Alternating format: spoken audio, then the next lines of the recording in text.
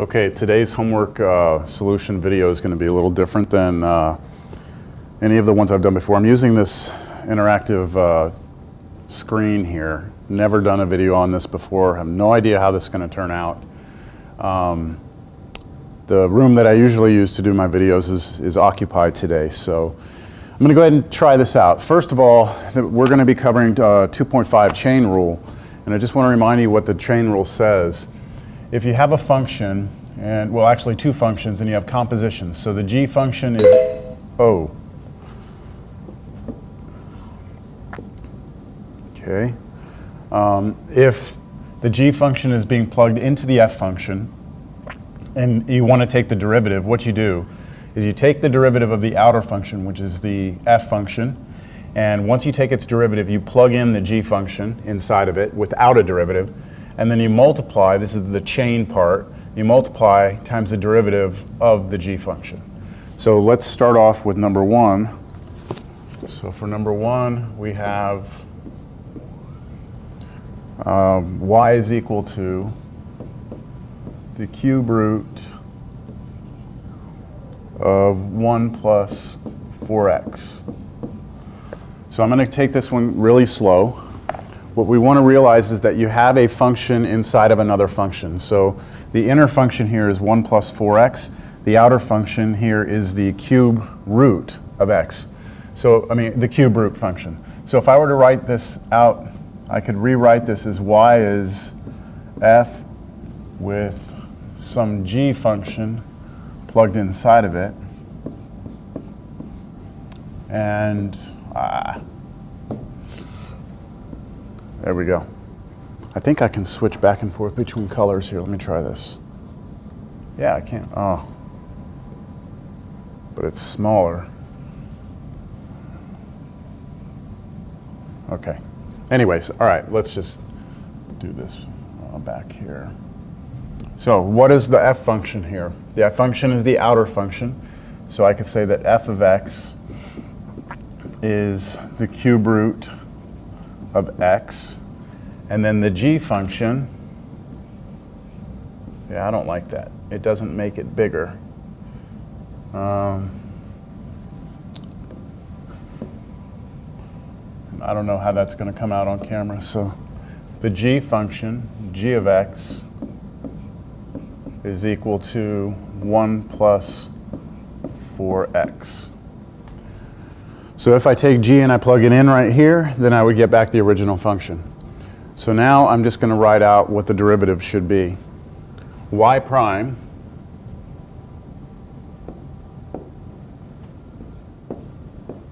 should be this right here. So what I need to do is I need to take the derivative of f and then plug g into it. Why don't I try and do that right here? What is the derivative of f? The derivative of f is, I'm going to run out of room here. It's going to be 1/3 x to the negative 2/3. Right, so I'm just rewriting this as x to the 1/3 power, popping the 1/3 out, subtracting 1 from 1/3, and that's what I get. At the same time, let me go ahead and get the g derivative. I'll put that up here. G prime of x is equal to, this is a pretty clean one, derivative of this is just 4. All right, so now let's go to the formula. I want to take the derivative of f and plug g into it. So here's a derivative of f right here. So it's going to be 1/3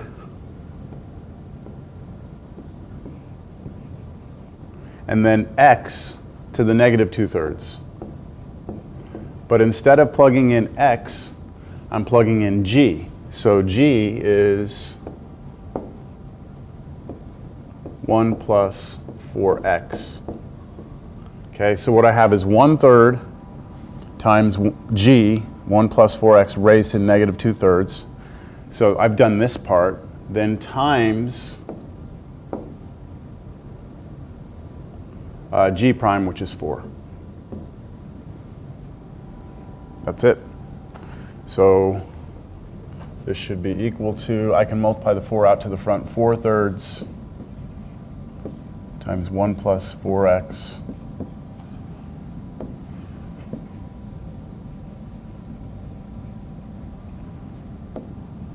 raised to the negative 2/3.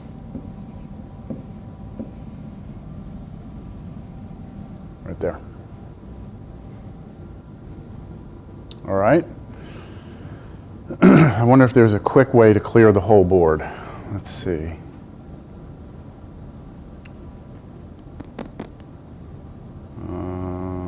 Maybe a new page? No.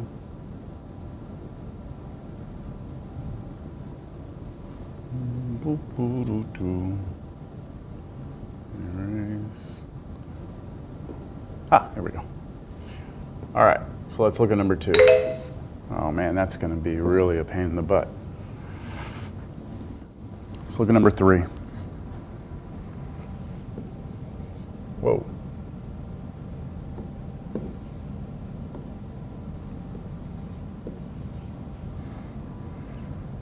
No, I'm supposed to do number 5.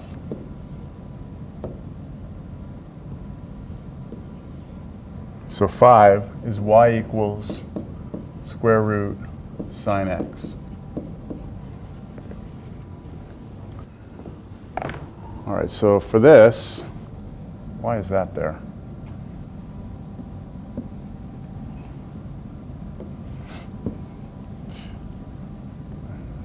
Technology, I tell you. All right, so we have an outer function, inner function. I'm not going to use colors this time. The outer function is the square root of x. The inner function is just sine x. So I know for the chain rule I'm going to need the derivative of each one. So the derivative of this one is 1 over 2 root x. Sorry, that 1 is on the top of both of those. And then of course the derivative of sine is cosine x. So this derivative should be the derivative of the outer function, which is this, but with g of x plugged in, and then times the derivative of g of x. I'm just writing down the formula. So the derivative of f right here, whoa, I can move things around. Just messing around now. Derivative of f, but instead of plugging in x, I'm going to plug in g. So I'm going to take g right here and plug it right in there. So I get 1 over 2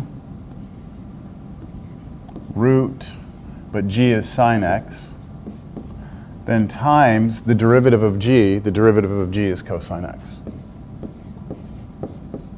And you could just slide that on top and be done. That's it.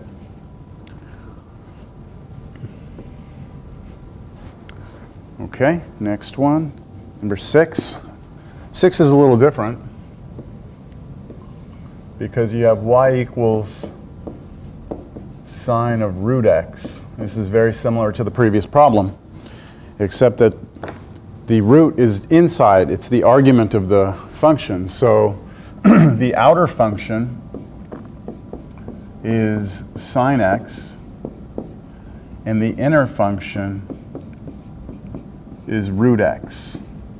And so I'm going to need the derivatives of each of these. The derivative of f is cosine x, and then the derivative of g is 1 over 2 root x, like that.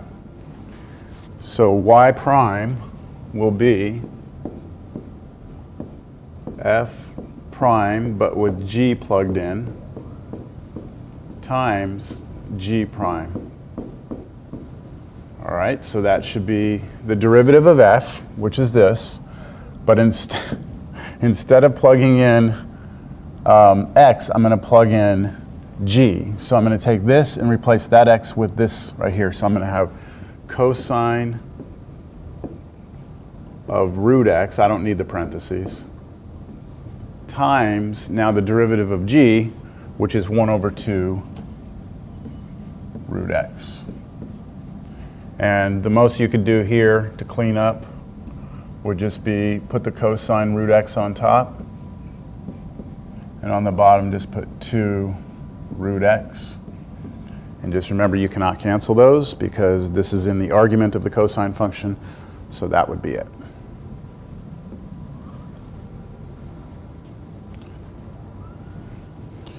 All right, number 7. I hope this video comes out okay. I'll be very frustrated if it doesn't. F of x, capital F of x equals the quantity x to the 4th plus 3x squared minus 2 raised to the 5th power. So the inner function that we have here is this polynomial, and then the outer function is this power function. So I'm going to, hold on, I got something on there. I'm going to write down what f and g are over here.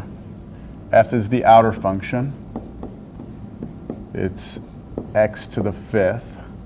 And then g is the inside function, which is the polynomial, x to the 4th. God, that's freaking me out. I wonder if I can turn the volume down at least. Yeah, there we go. All right, x to the 4th plus 3x squared minus 2. I'm just going to look at this camera real quick. Looks like that's going to come out. All right, so let me find these derivatives real quick. The derivative of f is 5x to the 4th, and then the derivative of g is 4x cubed plus 6x. All right, now from here, I just apply the formula. The derivative of capital F of x will be equal to little f's derivative, that's the outer function, evaluated at g, so plug g into it, times the derivative of g. And the derivative of f was this, but we're going to plug into it g. So I'm going to replace that x with all of g. So I'm going to have a 5 in front. Now here comes, this is going to be g, so it's going to be all of this, x to the 4th plus 3x squared minus 2, all of that to the 4th power. Right, so there's your 5, and then g's right there, and then to the 4th. But then I say times g prime, which is this right here. And because it's 2 terms, I must have it in parentheses because I'm multiplying it. Right there, just like that. Now you could move this out to the front, and you could even distribute a 5 through, but that's just algebra. So there's your derivative. All right, let's look at, remember, try and get your answers to look like the answers in the back of the book. So that might require some simplification, some algebra. Another one, capital F of x equals 4x minus x squared raised to the 100th power. All right, so we have an inner and an outer function. The outer function is f of x equals x to the 100th power. The inner function is the polynomial 4x minus x squared. So the derivative of f is 100 x to the 99, and the derivative of g is 4 minus 2x. And so when I go to take this derivative, capital F prime, I'm going to try not to write the formula down right now. It's going to be f prime with g plugged in. So it's this right here with g plugged in. So it's 100, but instead of x, I plug in g. So 4x minus x squared raised to the 99. Then times the derivative of g, which was the thing inside. So that's just 4 minus 2x. 2 terms, so make sure you put it in parentheses. Just like that. There we go.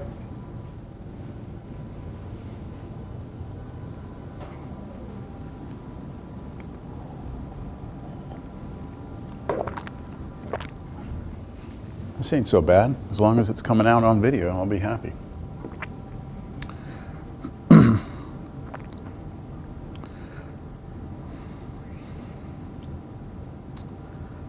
I think what I'll do right now is I'm going to go back and look at these.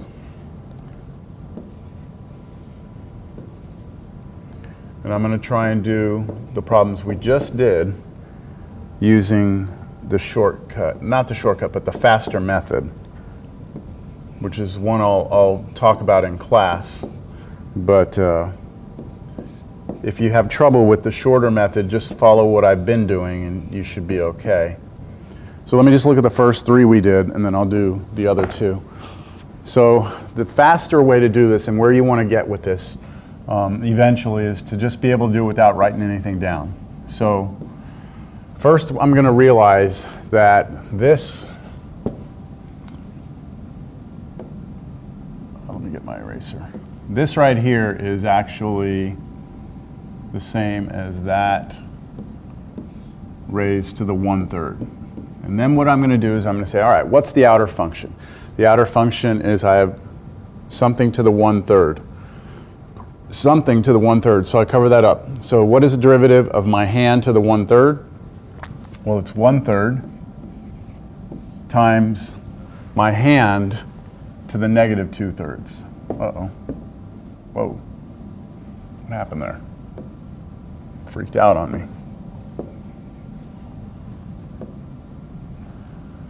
Negative 2/3. And my hand was the 1 plus 4x. Then chain rule says times, now go inside. We've already done the 1/3 coming out, so I've done that. Now take the derivative of what's in here, which is just 4. And we're done. Here, this one, same thing. I look for the outer function. It's the square root. So I have square root of my hand. What is the derivative of square root of my hand? It's 1/2 square roots of whatever was there. My hand was sine x. So I'm done. Times, now I go inside. I've already done the square root, and I take the derivative of what was inside. Derivative of sine x is cosine x. That's the same answer we had earlier. This one, the outer function is actually sine. So I have sine of my fist. What's the derivative of sine of a fist? It's cosine of a fist, but the fist was root x. Then times, chain rule, we've done the sine, go inside, take derivative of what was there. Derivative of square root of x is 1/2 root x. That. Let me just check something here.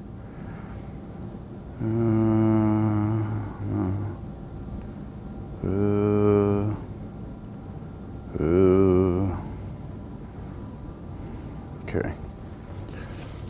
All right, so those are the problems we just did, but faster. Let me do the other two quickly. We had capital F of x equals x to the 4th plus 3x squared minus 2 all to the 5th power. So the derivative of this will be, again, I'm going to go kind of quick here.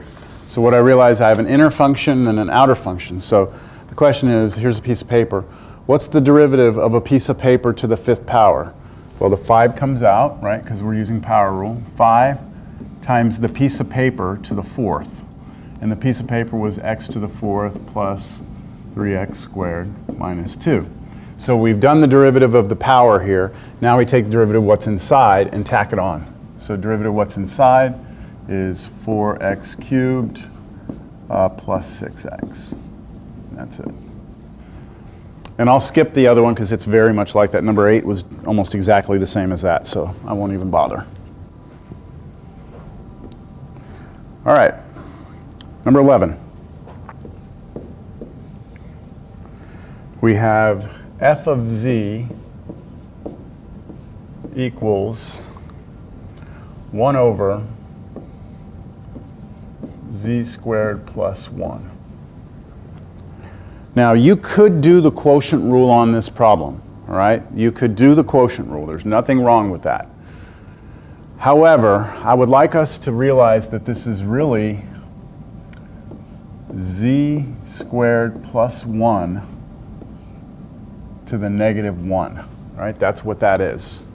Just bring the whole thing up, put a negative exponent on it. That means drop it down, so it's the same expression. So now if I go to take the derivative, and I'm going to start doing these faster now with the shortcut. I have an outer function here. The outer function is that I'm raising something to the negative 1.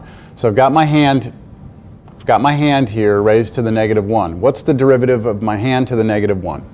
Well, it's going to be the negative 1 comes out. It'll be my hand, and then I subtract 1, so negative 2. Now my hand was z squared plus 1. So I now say times, I've already done the negative 1 power, so I just take now the derivative of what's in here, which is going to be just 2z. I don't need parentheses because it's only a single term. And now I can do a little bit of cleaning up. The negative 2 can come out here. Negative 2z can come out there. Negative 2z. And then I'm going to take this and drop it back down. Z squared plus 1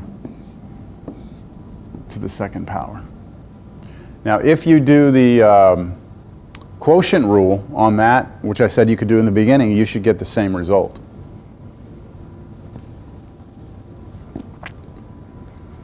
All right, let's look at number 15. You have y equals x secant of kx. Now they don't put parentheses, but I'm going to put it in there just so you can be clear on what they're giving you. All right, so k here is a constant, all right? It's like the number 5 or the number 2 or negative 1. We don't even know what it is. We don't care what it is. So what do we have going on here? Well,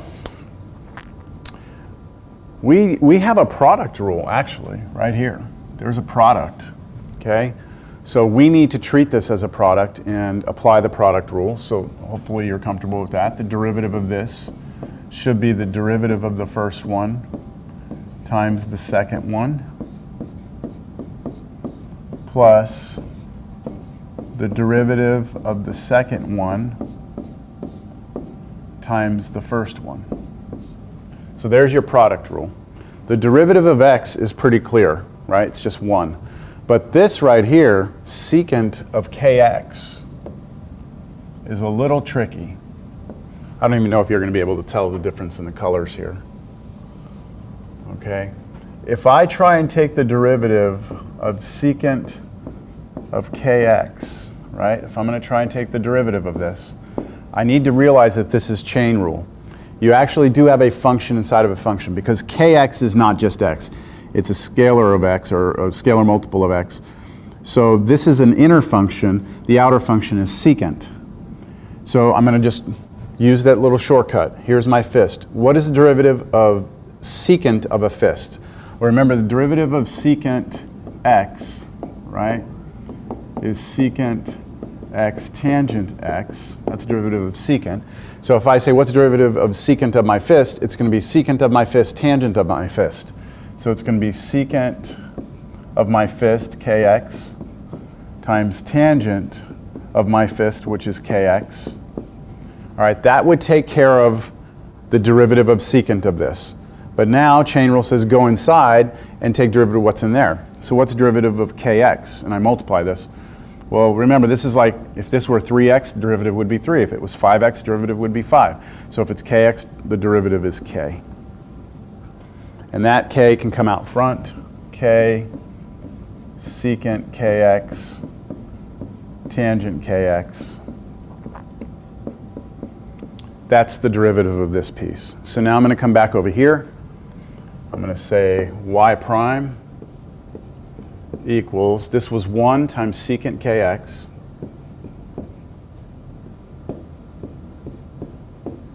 plus the derivative of this times x. So here was the derivative of this right here, all of this. But I'm going to take that and I'm going to multiply that times x. So I'm just going to put an x over here. It'll be k, here's the x, and then secant kx, tangent kx. And you could factor out a secant kx, but that's good enough. We're good.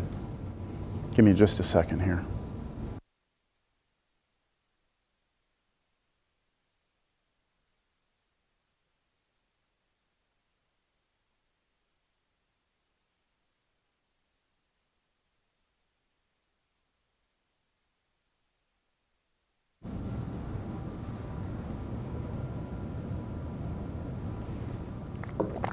I kind of like this little board. I really hope the video comes out good.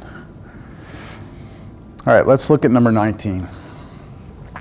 Now we're starting to get kind of involved. Number 19, h of t equals t plus 1 to the 2/3 times 2t squared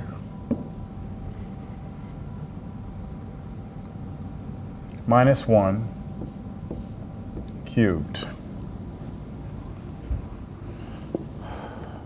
All right, again, we have a product rule. I see a product right here.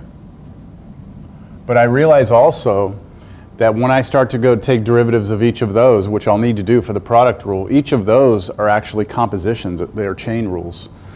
So it's going to be messy. So let's try this. H prime of t by the product rule should be the derivative of this. So watch the way I write this. It's t plus 1 to the 2/3. I want that derivative times the second one untouched, right? Just leave it alone. Plus this second one,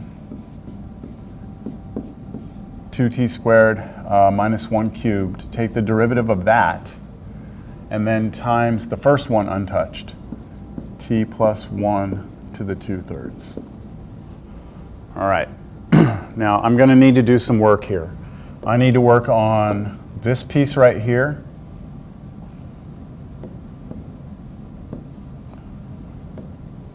And I need to work on this piece right here.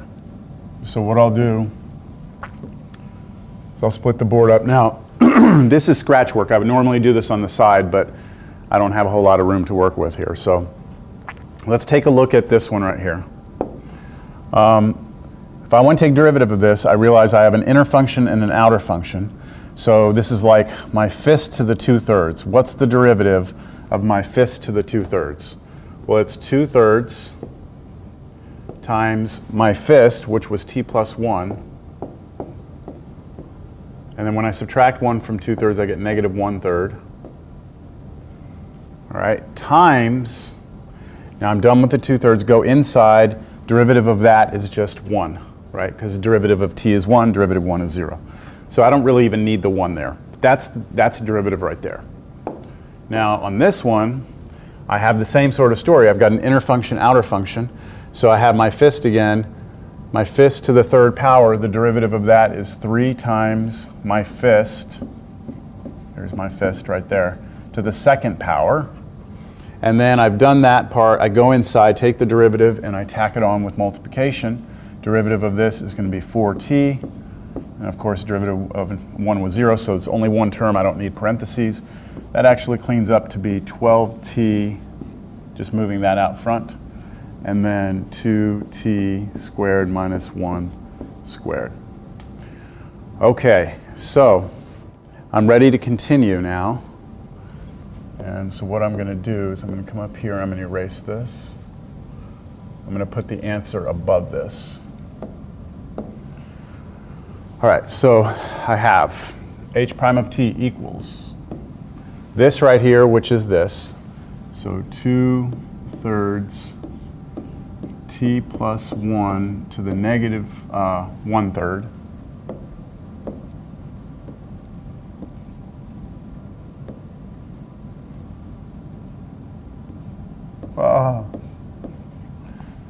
oops, looks terrible, times this piece untouched, 2t squared minus 1 cubed, plus the derivative of this, which we found was 12t times 2t squared minus 1 squared, but then times this one, which is t plus 1 to the 2/3. So there's my derivative. Now I am going to attempt to simplify this a little bit.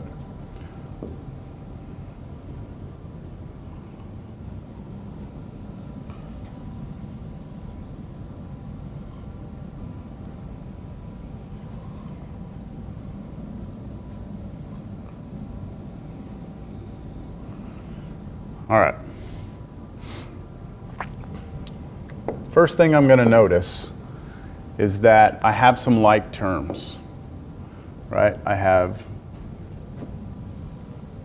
2t squared minus 1 to the 3rd power, and then in this over here I have 2t squared minus 1 to the 2nd power. So remember, there's two major terms in this. I have common factors. Did I say factors or terms? Okay, I meant to say factors. I have common factors. So let me pull two factors of each of these out. So I can pull out a 2t squared minus 1, and there's two factors in common, right?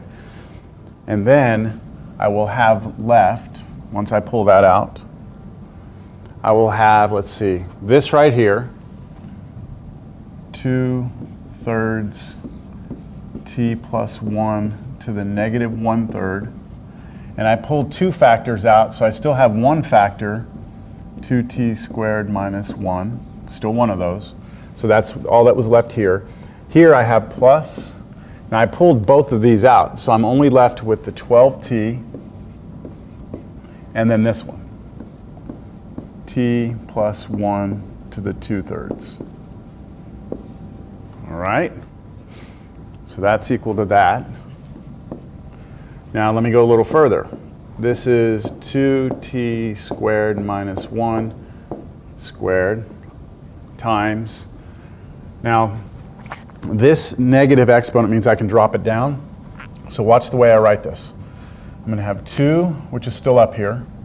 Then the 2t squared minus 1, which is still up there, over the 3, which is down on the bottom now. And then I have t plus 1 to the 1/3 down here, plus over here, nothing drops down, so 12t t plus 1 to the 2/3, but I'm going to write it as a fraction because I'm about to try and get a common denominator. So when I get a common denominator, what I'm going to need to do is use this down here. So I'm going to introduce it. So let me get my eraser out. I'm going to squeeze that in there. Here it comes. I'll do it in red. I'm going to multiply the top and the bottom here by 3 t plus 1 to the 1/3 on the top, and then 3, and then t plus 1 to the 1/3 on the bottom. And I can close that off. So that's the same expression. And something nice is going to happen here, because when I multiply this across, right, this right here multiplies with this right here, and since they have the same base, I add the exponents, and 2/3 plus 1/3 is just 1. So this is just going to become t plus 1 to the 1 power on top. So that's really nice. And I need some more room. I think it's a little slower with me using this board. Oh shoot. Get rid of all that.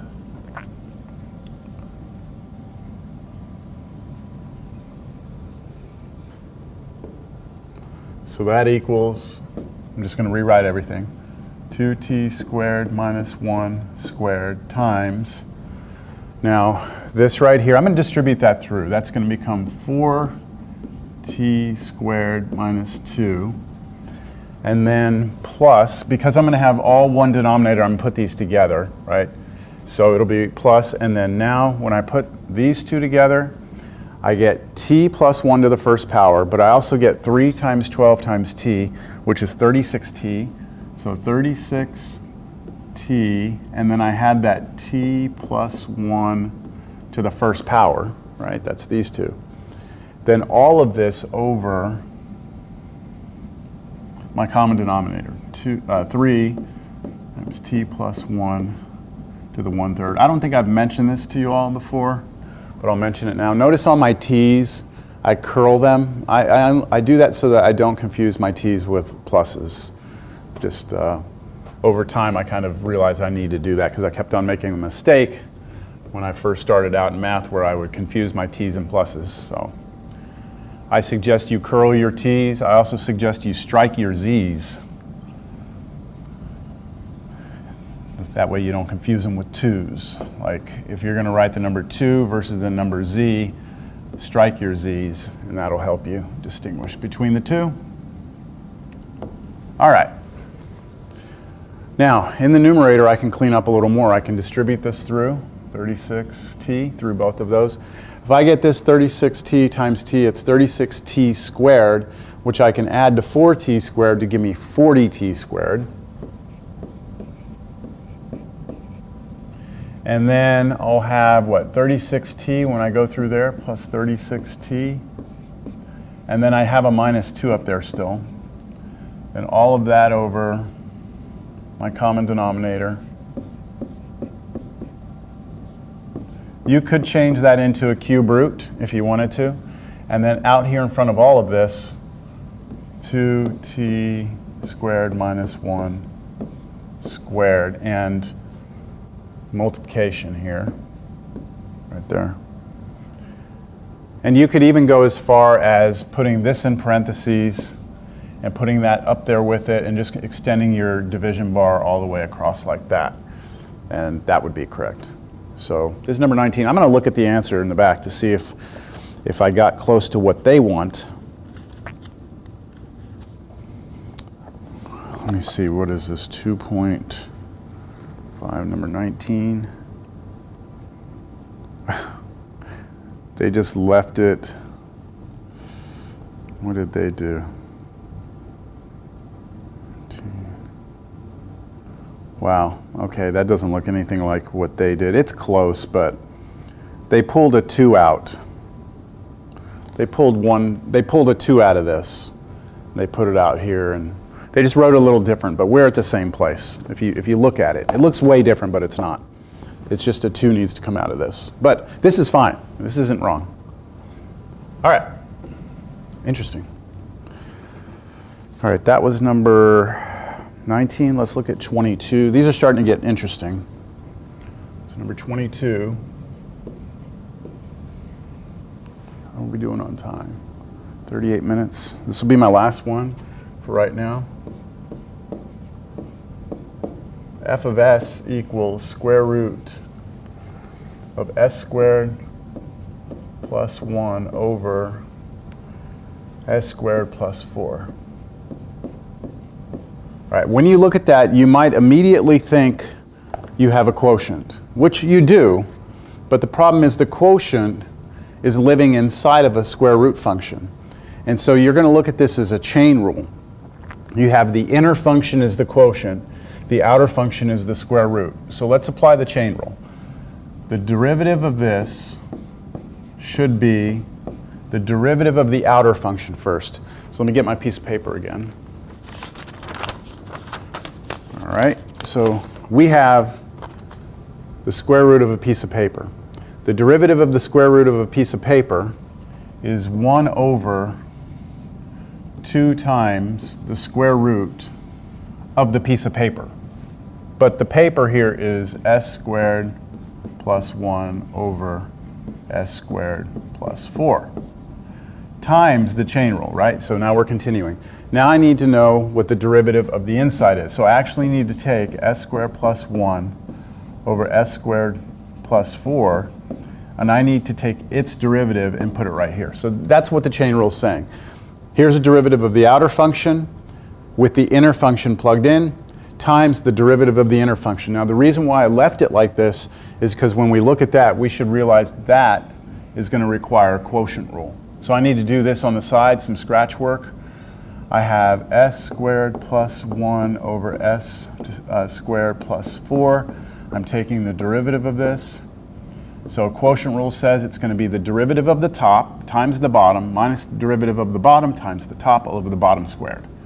So the derivative of the top is just 2s times the bottom, s squared plus 4, minus the derivative of the bottom is 2s times the top, s squared plus 1, all over the entire bottom squared, s squared plus 4, that quantity squared. Let's distribute. I have 2s cubed, distribute, plus 8s, distribute, minus 2s cubed, minus 2s, all over my common denominator.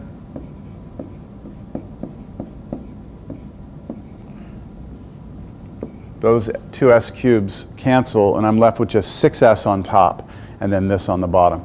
So I can rewrite this now, save myself some time. This right here, I can replace with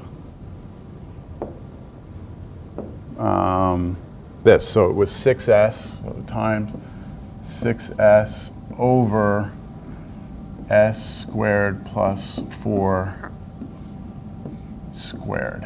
And I'm not going to leave it like that. I'm going to clean this up. So another thing I'm going to do to help you see how to clean this up is I'm going to rewrite this square root right here. If you ever take the square root of a fraction, you can do the square root of the top and bottom separately. So I can make this root here and then another root right there. That's okay. And then if I have 1 over a fraction, the fraction can flip. So I should get square root of s to the 4th, s squared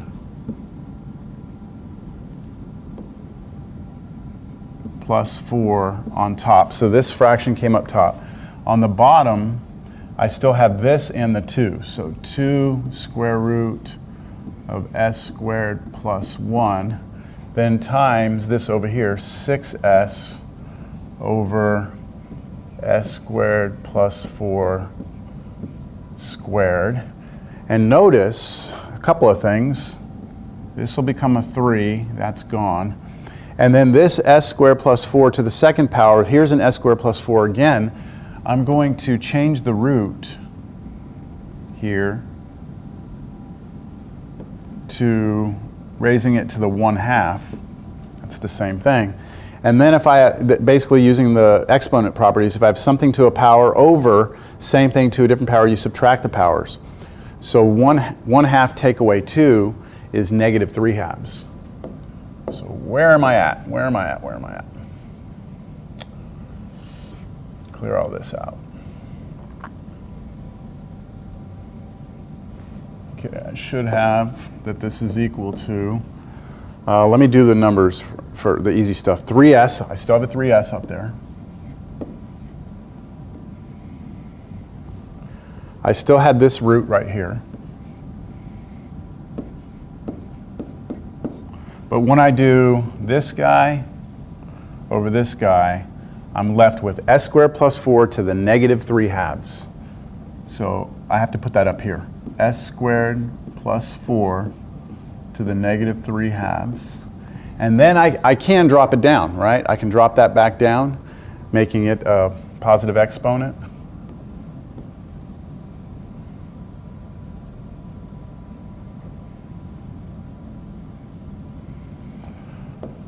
So we should get 3s, and then I have square root of s squared plus 1. And then when I drop that down, it becomes positive, but remember, it's really square root of s squared plus 4, that cubed. And I'm taking the square root of something cubed, so one of those should pop out. I should have 3s over, I'm going to go ahead and pop that thing out and put it out front. S squared plus 4 in parentheses. And then I'll do root, I'll do the s squared plus 4, and then the other root, s squared plus 1.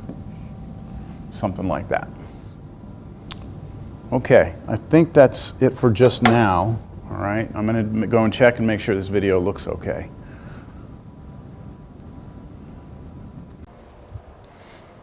Okay, I'm going to continue. Sorry, I'm not up on that board. I know the video came out really good, but I have to go and reserve that room and fill out paperwork, and it's a pain in the butt. So this is a lot easier for me. Plus, I have a lot more space to work with. So bear with it. All right, we're going to be finding the derivative here. And I actually see two different ways to do this problem. So I'm going to start with the one that would probably come most natural, which would be to do the quotient rule. So we have a top and a bottom. And so the derivative should be the derivative of the top times the bottom minus the derivative of the bottom times the top all over the bottom squared. And when you square square root, you're just going to get r squared plus 1. So that's actually not too bad looking right now. Let's go ahead and take some more derivatives here. The derivative of r is 1, so we're just going to get that root over there. And then minus, now the derivative of the square root, this part right here is a chain rule. Because we have r squared plus 1 is inside a square root. So let me try and do this chain rule all at one time. I'm going to say, what is the derivative of the square root of my hand? Well, that should be 1 over 2 square roots of my hand, which would have been the r squared plus 1. Continuing the chain rule, I say times. Now I've done the square root. I take derivative now of what's inside, which is just 2r. So that is the derivative of this. Now times r still. And then all of this over r squared plus 1. All right, now at this point, I'm going to clean up the numerator. So I have root r squared plus 1. Then these 2's cancel.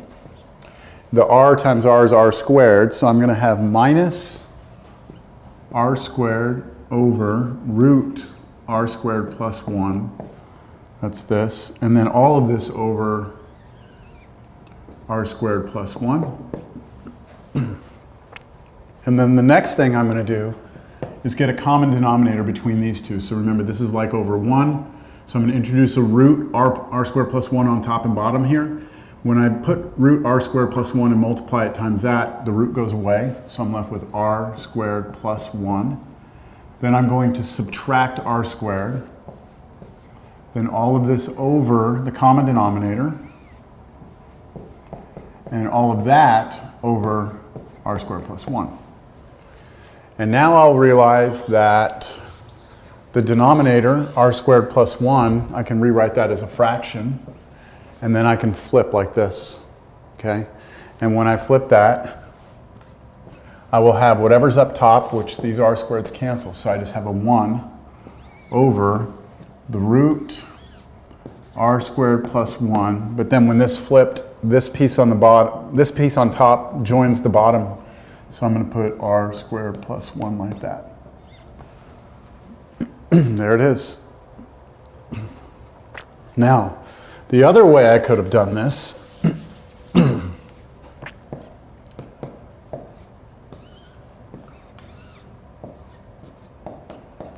which may not have been any easier, but it's just another way, would have been to rewrite this root on the bottom as 1/2, and then rewrote the entire problem like this. So just bring this up here with the r, and then you have that. And that means you'll need a product rule.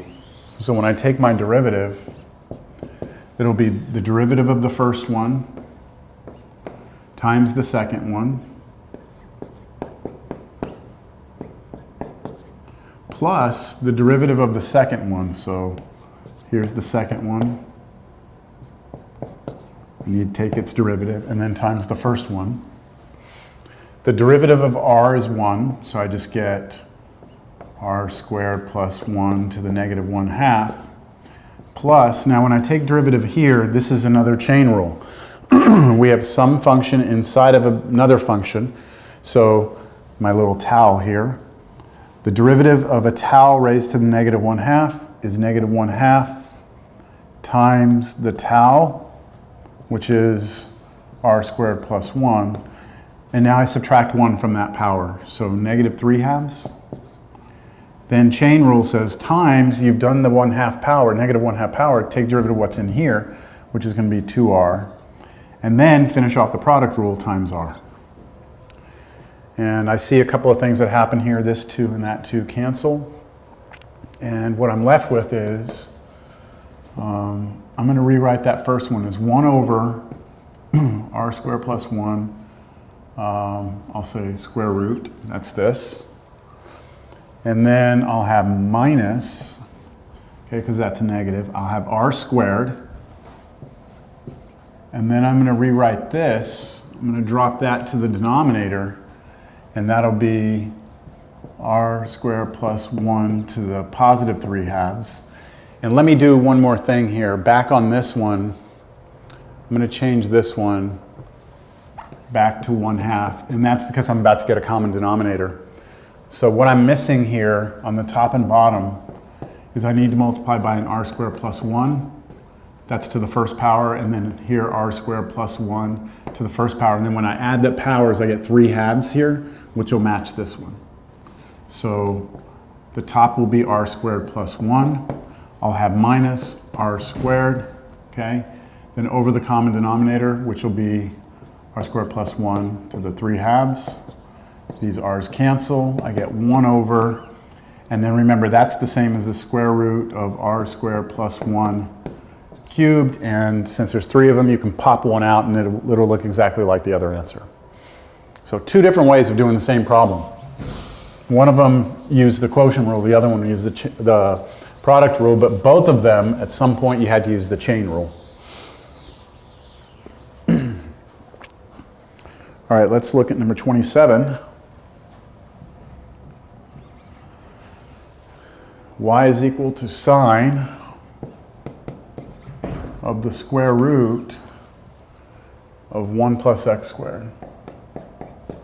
All right, so this is going to be a chain rule, but this is the first problem I've done so far where we actually have 3 layers within the chain.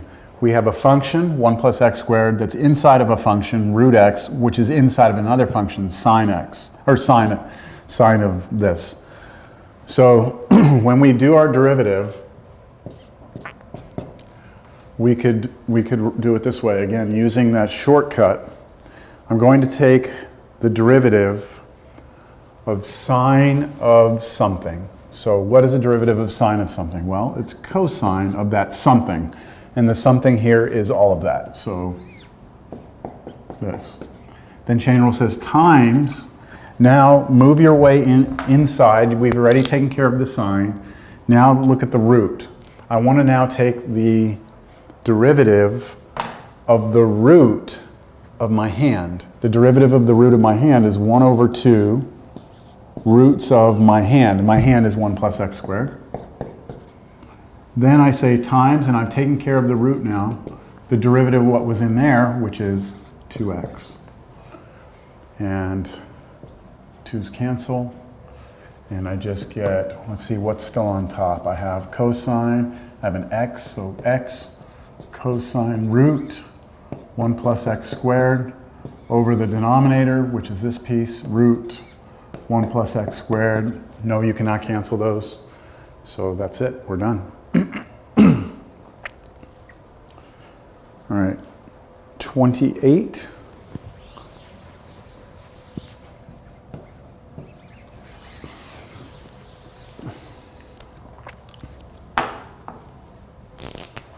F of v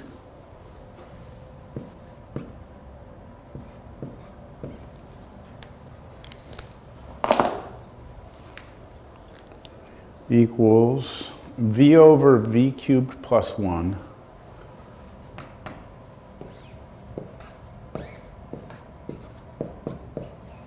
all to the 6th power. That's a good marker right here. So what's the derivative? Well, I see a chain here because I see quotient rule, but that's all sitting inside of a power function, right? Everything to the 6th. So I'm bringing my little magic towel here, and I have to take the derivative. So the derivative of this tau raised to the 6th power is 6 times the tau, but the tau is v over v cubed plus 1, all raised to the 5th power. So that took care of the 6 dropping out and pulling the power down, so I'm done with that. And now I say times the derivative of what was in here.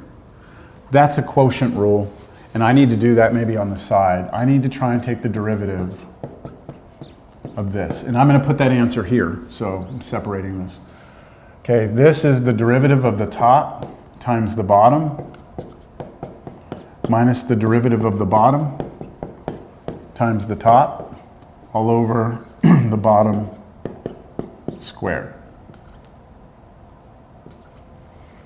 All right, derivative of v is 1, so I just get v cubed plus 1 minus the derivative of v cubed plus 1 is just 3v squared, but then still times v.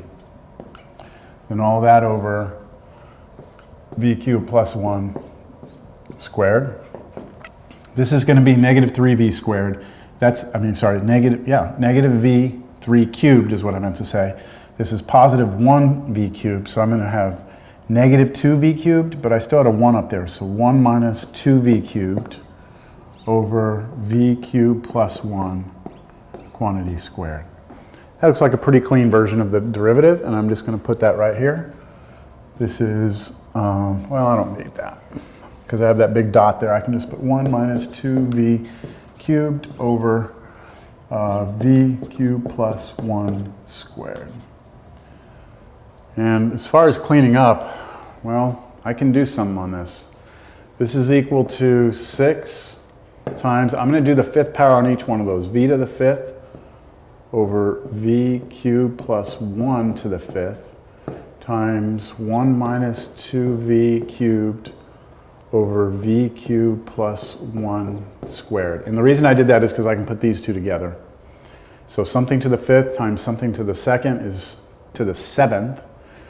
I have a 6v right here that can distribute through to both of those.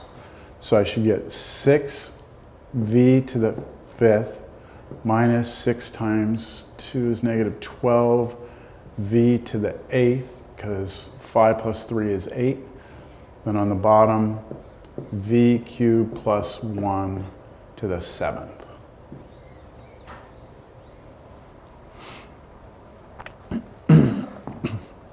Let's look at 30.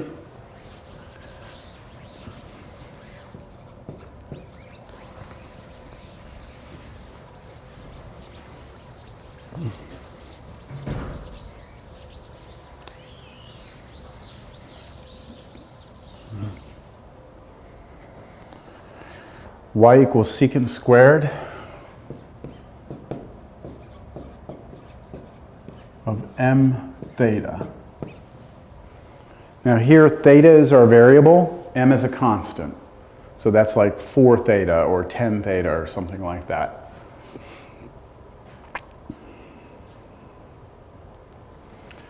So what do we see happening here? Well, if you rewrite it like this, you'll notice that we have composition. We have actually a function that's inside of a function, which is inside of a power function.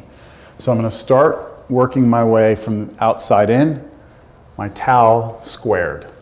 So the derivative of this should be 2 times the tau to the 1st power, but the tau was covering up secant m theta. Now times, I've done the squared, moving inside secant of my hand. The derivative of secant of my hand is secant of my hand, tangent of my hand. Be very careful with that. Secant of my hand, tangent of my hand. A lot of students, they'll look at the formula, the derivative of secant x, is secant x tangent x. And they'll forget that if it's secant of m theta, that the derivative must be secant m theta tangent m theta. They'll just put like secant theta tangent theta or something like that. So I've taken care of the secant, right? There's a derivative secant of something. Then I say times the derivative of this. And remember, that's like 5 theta or 10 theta, and the derivative of that should just be the constant itself, so m. And that's it. So I believe I can put this secant and this secant together and become secant squared. The m can come up front with a 2.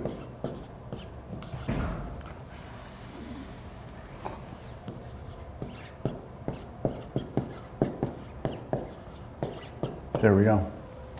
So this together with this is secant squared, m theta. There's your tangent m theta, and then that m came right next to the 2. There's your derivative.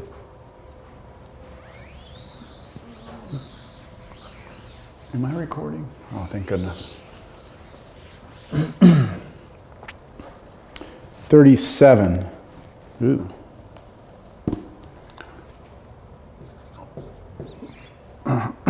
Y equals bracket x squared plus parentheses 1 minus 3x, all of that to the 5th, but then all of that to the 3rd. This one ought to be interesting. All right, we have chain rule for sure. Look at the outer function is cubed. So let's start with that. See, my towel's big enough here. I have that big old towel to the 3rd power. So the derivative should be 3 times the towel, which was everything inside, but all of that now to the 2nd power, times the derivative of what's in here.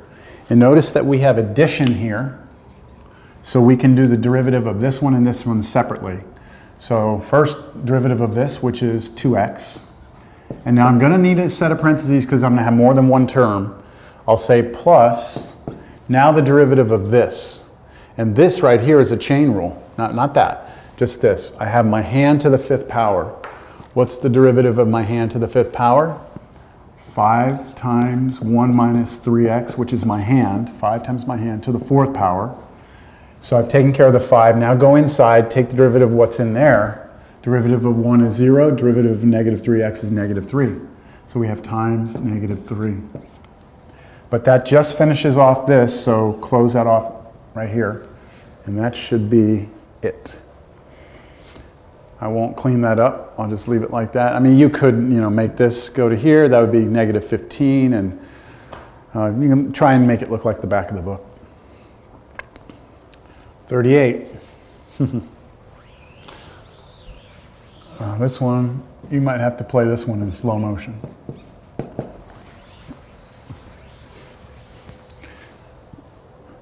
Root x plus root x plus root x. Root x plus root x plus root x. Well, we definitely have composition. We have a function that lives inside of a bigger function that lives inside of a bigger function. So I'm going to start with the outermost function, which would be this one right here, this square root right there. Let's start with that. What is the derivative of the square root of all that stuff right there? Well, it should be 1 over 2 square roots of all that junk. And the junk in there was x plus root x plus root x times. So I've taken care of this red part. Okay, it's gone. Now I need to take derivative of what's here. Now be careful, there's 2 terms there. You have the derivative of x, which is just 1, plus, but now you have to take derivative of this. That's a chain rule. So I'm focusing all my attention on this part right here. I have the derivative of the square root of my hand, which is 1 over 2 times the root of my hand. My hand was covering up x plus root x. Okay, that took care of that part. And now I'm going to say times the derivative of what was inside of this. Now this is two terms, I should be able to do those individually. Derivative of x is 1, I need this in parentheses, plus the derivative of root x is 1 over 2 root x, close parentheses. So this piece is attached to this piece because that was a chain rule. Plus 1 out here, I need to close this parentheses off, and then here's the original. So this is it.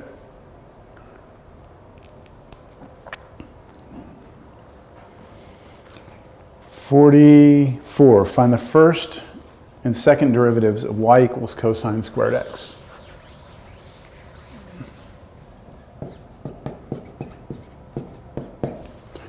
And this is number 44. Just remember, this is the same as cosine x squared. So when I take my first derivative, the 2 comes out. It's cosine x to the first power, which I don't need to write.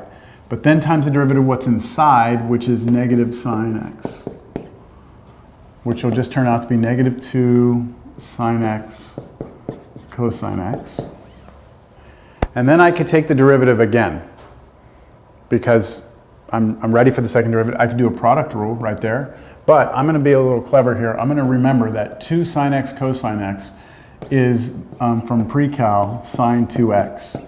So I'm rewriting that using an identity. And now I'm going to take derivative of this. So the derivative here, second derivative, would be negatives, like a constant attached to a function is going to come along for the ride, negative. What is the derivative of sine of something? Well, derivative sine of something is cosine of that something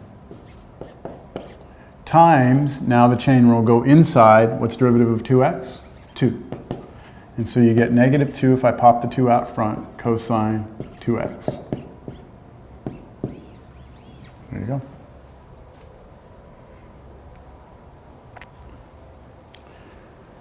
All right, 46. 4x over root x plus 1. This does not look fun. All right, moving through this one. I want to find the first two derivatives. I'm going to use the quotient rule. So the first derivative is going to be the derivative of the top, which is 4, times the bottom, minus the derivative of the bottom, which is 1 over 2 root x plus 1. This is a chain rule, right? We have to do derivative of this, forgetting that. Derivative of this, we have root of something, right? Derivative root of something is 1 over 2 root of that something, times the derivative of what's inside. But the derivative of that is just 1. So I could put a 1, but I don't need it. I have to finish off the quotient rule by attaching the top function. So derivative of the top times the bottom minus derivative of the bottom times the top, all over bottom squared. Bottom squared is nice. This is equal to 4 root x plus 1 minus 4 and 2, that's a 2 right there. So minus 2x over root x plus 1 all over x plus 1. Get a common denominator in the numerator. So over 1 here, I'm going to do root x plus 1, root x plus 1. That'll give me 4 x plus 1 minus 2x over root x plus 1. All of this over x plus 1 over 1, which would flip up, and that would actually join here like that. So I'm going to do that. Flip it. And then simplify the top. This is 4x plus 4 minus 2x. Ew. So my first derivative looks like it is 2x plus 4 on top. And on the bottom, I'm going to rewrite that as x plus 1 to the 3 halves. So I put these two together. This is x plus 1 raised to the 1/2. This is x plus 1 to the 1. 1/2 plus 1 is 3 halves. I did that because I'm about to take the derivative again, and I'm going to use quotient rule again. So there's my first derivative. My second derivative is the derivative of the top, 2, times the bottom, minus, now the derivative of the bottom is a chain rule. You got my tau to the 3 halves. So that should be 3/2 my tau to the 1/2, subtracting 1 from this power. Then times the derivative of what's inside, which is 1. I don't need to write it. And then finishing off the quotient rule times the top all over the bottom squared. And when you square this, okay, when you do x plus 1 to the 3/2 squared, you multiply those and you're just going to get x plus 1 cubed.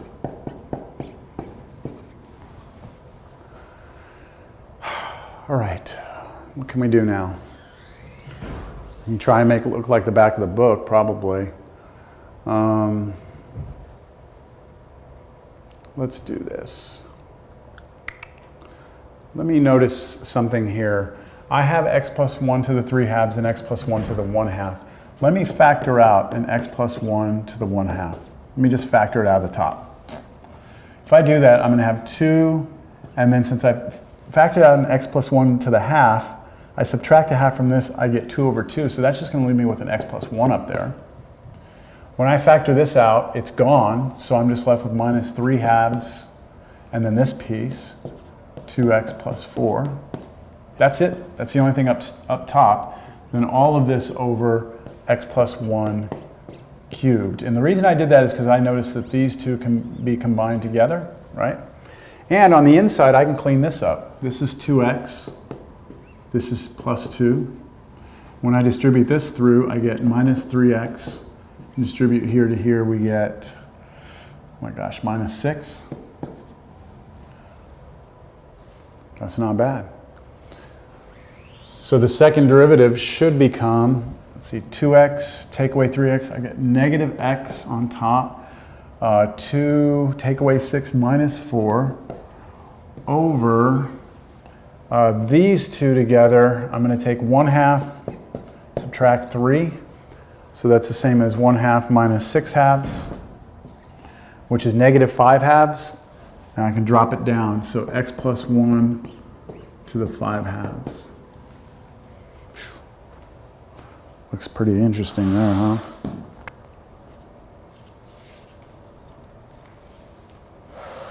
All right, number 51.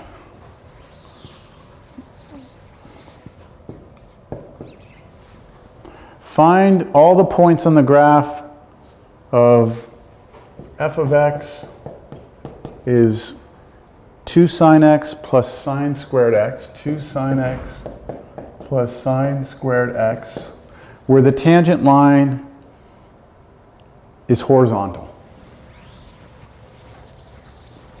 So when they say they want to know where the tangent line is horizontal, we know that what they mean is they want to know where the derivative is 0. So I need to take the derivative first. All right, I have two terms, so I can just do these separately.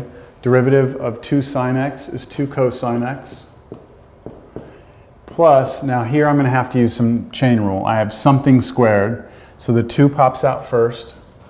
2 sine x to the first power. Then times the derivative of the sine, because I've already taken care of the squared. Derivative of the sine is cosine. And that's it. That's my derivative. Not so bad. Now let's set it equal to 0. 2 cosine x plus 2 sine x cosine x equals 0. I'm going to factor a 2 cosine x out of each one. That will leave me with a 1 plus sine x equals 0. So I pulled 2 cosine x out here, left me with a 1. 2 cosine x out of here, left me with a sine x. Set each of these factors to 0. So 2 cosine x equals 0, and 1 plus sine x equals 0. Okay, this, we divide both sides by 2, and you just get cosine of x is 0. Over here you get sine x is negative 1. So now we're going to go back to our unit circle, and we're going to try and figure out when this happens. So when is cosine x 0?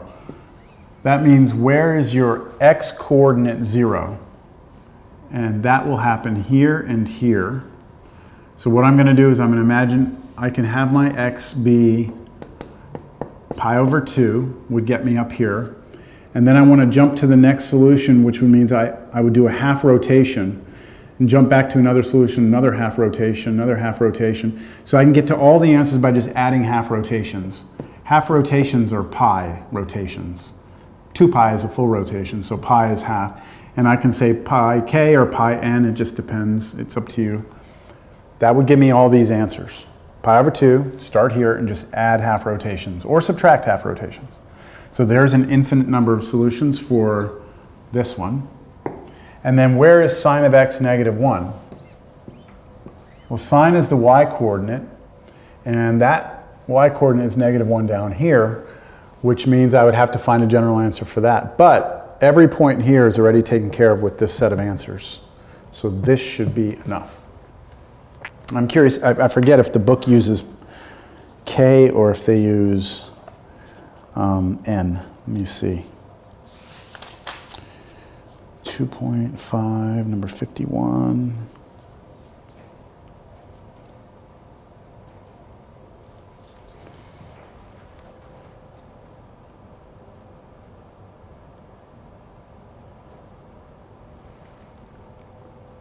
What?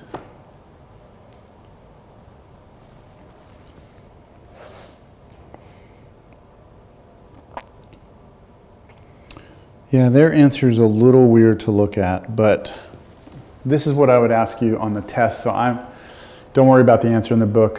What they look at is the different points, the y values also, what y values you could get.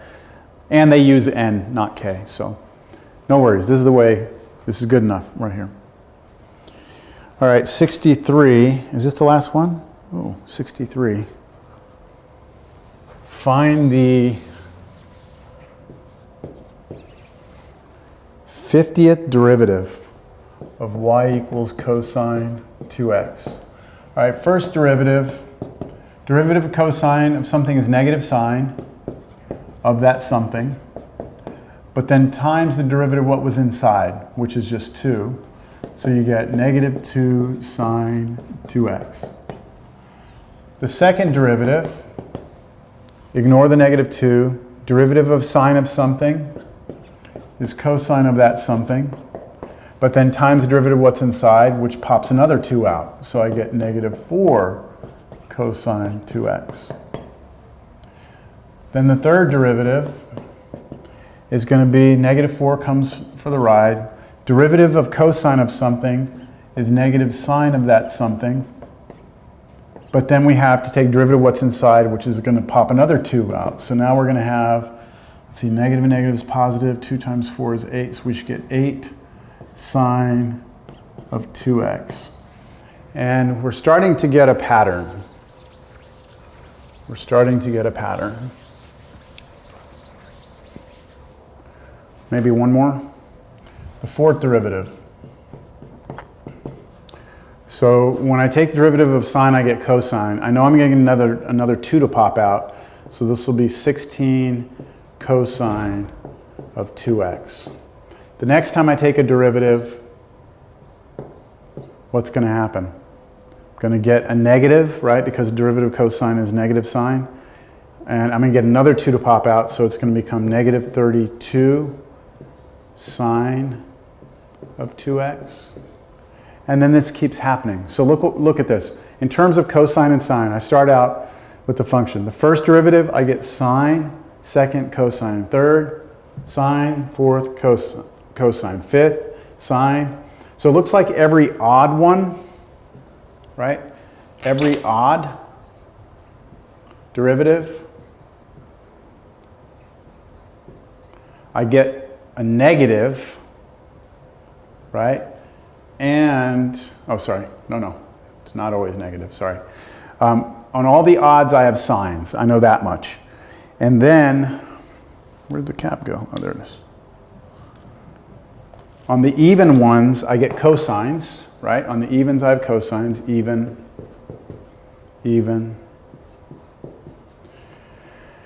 But now I can look at the positive and negative. So if I'm at the first derivative, so I'm going to put here just so we can see it. The derivative I'm taking and the sign, plus or minus, what's happening. So if I take the first derivative, I get a negative. The second derivative, I get a negative. Third derivative, I get a positive. Fourth derivative, I get a positive. Fifth derivative, I get a negative. The next one, if I did it, would be negative again. Then it's going to switch back positive, then positive. So it looks like at the first derivative, fifth derivative, it would be the ninth derivative, that those are all negative and their sign, right? And it's 2 raised to a power. So I think I'm confusing you by walking through this. I'm trying to find a way to explain it easily. I'm trying to come up with a general formula, but the problem is just asking for the 50th derivative. So let's just figure out how we would get to 50. Right here, 50, right, is an even number. The question is, would it be in this list? Would it be in the 2, 6, the next one would be 10, and that would be negative?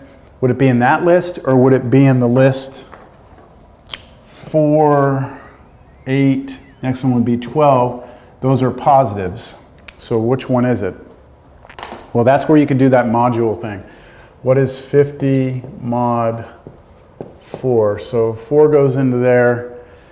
What is that? 12 times, right? So 12 times 4 is 48 with 2 left over. So 4 does not go in there evenly. You're gonna have 2 left over. So what I'm getting at is, which list is this gonna be in? And I think I'm still confusing you. You can just make the list. How about that? I'll make it a little easier. 2, 6, 10, 14, 18, 22. I'm just jumping up by 4 each time. 26, 30, right? Then you're going to be at 34, 38, 42, 44, 46, and 50. So just make sure I jumped up by 4 each time. Okay, that's it. That means it's going to be in this list. This one. So it's going to give me a negative. To show you it's not going to be in the other list, if you write out 4, 8, 12, right, 16, 20, 24, 28, you do that, you won't hit 50. So, all right, I think I've established, hopefully, that 50 is an even number, so it's got to be cosine, right? So I know that the 50th derivative has got to be cosine 2x. I also know that because it was in the list of 2, 6, 10, 2, 6, 10, it's going to be negative out here. And then the number out here, 2, 4, 8, 16, 32, those are all powers of 2, because I kept on multiplying by 2 each time. And notice that I'll do it this way. This is 2 to the first power. This is 2 squared. Notice second derivative, 2 squared. 8 is 2 cubed. Third derivative, 2 cubed. 16 is 2 to the fourth power, fourth derivative. So if I come out here and I do the 50th derivative, this is going to be 2 to the 50th power. Gosh, I hope that made sense. Sorry, I went around in circles. I'm trying to get a general solution, and I don't want to take up all the time it would take to get a general answer. I'll just answer the question they were asking.